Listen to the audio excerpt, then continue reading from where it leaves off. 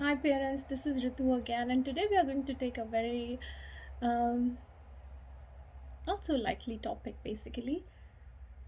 What if your kids are doing something behind your back and you don't want to get aware of it? Because you know if you put your hands, it gets dirty.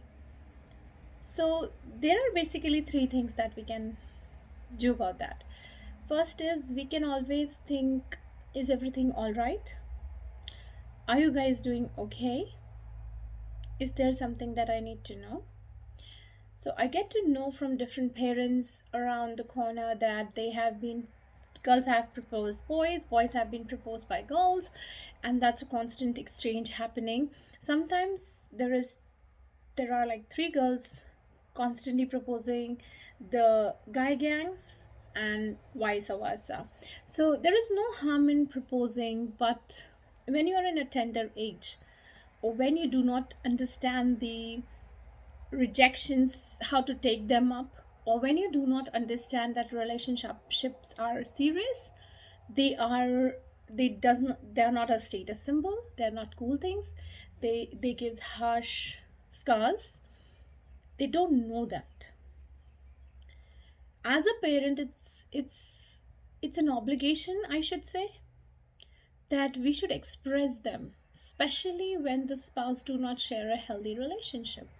I'm not saying all spouses do not share healthy relationship, but when spouse do not share healthy relationship, at that point of time, it is really important that we should highlight the points which we feel are not in sync with them. Now, having that kind of a conversations is tricky because if you're not a communicator to your kids, if the flow of communications is not natural, if you do not understand their vibes, or if you're too busy, or if you're too screwed up in your relationship, this might not be that smooth. How much I sounded like that, because that's the factuality of it, because we understand that you were busy in different kind of a mindset. But again, at the end of the day, addressing that should come from you, and that communications will change the cause of their growth.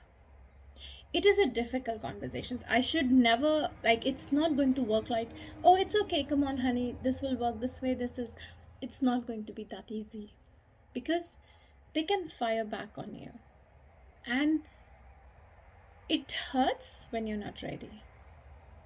When you're ready, you should be fine, but when you're not ready, it hurts you even deeper. So having said that, I know few of my friends are having a very hard time because they get separated and then they had issues, and then they do not wanted to bring that communication from their kid because they think they are wrong. And of course the hard hitters are always wrong, who sets rules are always wrong, or in at least in the opinion of a kids. And it definitely comes as a setback. So, whenever something like that, you need to communicate in terms of relationship, when you are in or you left in a difficult relationship in past, the most important thing is to get yourself a counseling or a healing or some kind of like a play together time where you can do pottery, you can do coloring, you can do paint together, and that should be kind of like a constant. Having like enrolling in our community colleges for a term for learning a language, macram, or something like that, which should go together, and that helps you to unwind, and that slowly even having a silent walks is a very therapeutic in my opinion, because it's kind of like the energy of the plants and the in walking in woods definitely gives you a sense of comfort and sense of healing in you.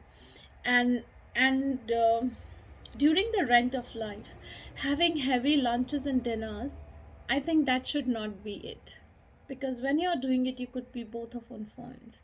So the best idea is to take a walk, doing an activity whichever you like, pottery, macram, anything. There are multiple thousands of activities, and that leads to a positive motivations in you, bringing some joys, creativity, opening up your balancing chakras. Even doing a yoga class or a meditation class together is a sense of a healing as well.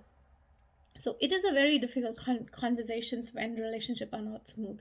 When the relationships are smooth between the spouses, then we sometimes become casual that we don't do anything at home and our kids are not learning that. What if they experience that pain already,